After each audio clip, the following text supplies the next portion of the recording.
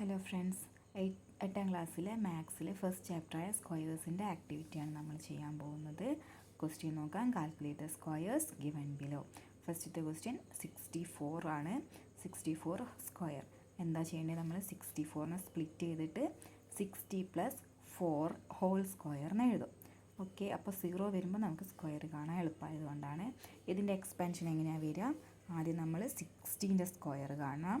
അപ്പോൾ 60 square plus 2 into ആ രണ്ട് സംഖ്യകൾ 2 ഇൻറ്റു 60 ഇൻറ്റു 4 എന്ന് വരും. പിന്നെ പ്ലസ് 4ൻ്റെ സ്ക്വയർ. ഇങ്ങനെയാണ് നമ്മൾ സം ചെയ്തേണ്ടത്. അപ്പോൾ 60ൻ്റെ സ്ക്വയർ എന്ന് പറഞ്ഞാൽ 6ൻ്റെ സ്ക്വയർ 36, ഒരു 0ൻ്റെ സ്ക്വയർ 2 സ്ക്വയർ, അപ്പോൾ 3600. പിന്നെ 6 ഇൻറ്റു 4 എന്താ 24 വരും. ഒരു 0 കൂടി വരുമ്പോൾ 240. 240ൻ്റെ ഡബിൾ എന്താ വരിക? 480. അത് നിങ്ങൾക്ക് ഡൗട്ട് ഉണ്ടെങ്കിൽ മൾട്ടിപ്ലൈ ചെയ്ത് നോക്കാം. ഓക്കെ, എന്നിട്ട് എഴുതിയാൽ മതി. പ്ലസ് 4ൻ്റെ സ്ക്വയർ 16. എന്നിട്ട് അത് മൂന്നും കൂടെ നമ്മൾ എന്ത് ചെയ്യണം? സം ചെയ്യണം. അപ്പോൾ എന്താ വരിക? 3600 + 480 + 16 എന്ന് വരുമ്പം നമുക്ക് എന്ത് കിട്ടും? 4096 എന്ന് കിട്ടും. അതാണ് എന്ത്? 64ൻ്റെ സ്ക്വയർ. ഓക്കെ അല്ലേ? ഇതേപോലെ നമുക്ക് ബാക്കി ക്വസ്റ്റ്യൻസും കൂടെ ചെയ്യാം. ഓക്കെ, അടുത്ത സംഖ്യ ഏതാണ്? 35 സ്ക്വയർ ആണ് അടുത്തത് വരുന്നത്.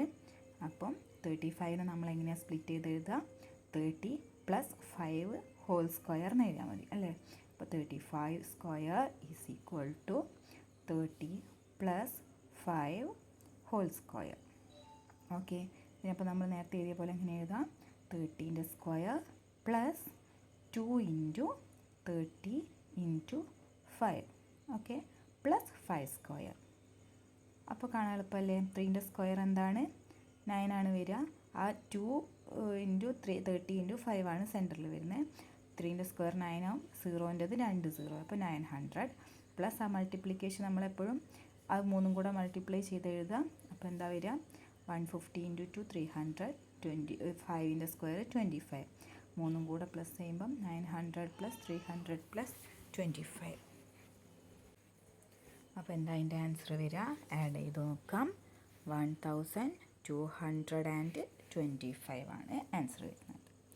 എല്ലാവർക്കും കിട്ടിയിരുന്നോ? തേർഡ് ക്വസ്റ്റ്യൻ നോക്കാം. 47 സ്ക്വയർ ഈക്വൽ ടു നമ്മളെങ്ങനെ എഴുതും?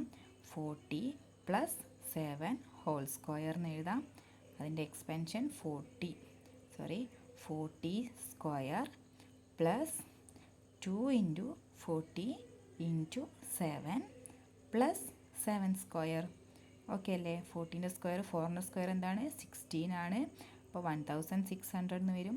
പ്ലസ് 4 ഇൻറ്റു 7 എന്താ? 28 അല്ലേ? അപ്പോൾ 280 ഇൻറ്റു 2 എന്ന് പറഞ്ഞാൽ 56. അപ്പോൾ 560 പ്ലസ് 7ൻ്റെത് 14 ആയാൽ ഇതിൻ്റെ സം എന്ത് വരും? 1600 പ്ലസ് 560 പ്ലസ് 49 വരും. ആഡ് ചെയ്ത് നോക്കാം. എത്ര വരുന്നത്? എപ്പോഴും നമ്മൾ എഴുതി ചെയ്യുന്നതാണ് സേഫ് കേട്ടോ. ഓക്കെ, 2209 നമുക്ക് മൈൻഡിൽ കാൽക്കുലേറ്റ് ചെയ്യാനേ ഉള്ളൂ. എന്നാലും അത് എഴുതി വെച്ചാൽ നമുക്ക് എക്സാമിൻ്റെ ഒക്കെ ടൈമിൽ തെറ്റിപ്പോവാതിരിക്കാൻ അത് ഹെൽപ്പാവും. നമ്മൾ എപ്പോഴും എഴുതി ചെയ്യുന്നതാണ് നല്ലത്. ഓക്കെ, ഇനി അടുത്ത ക്വസ്റ്റ്യൻ നോക്കാം.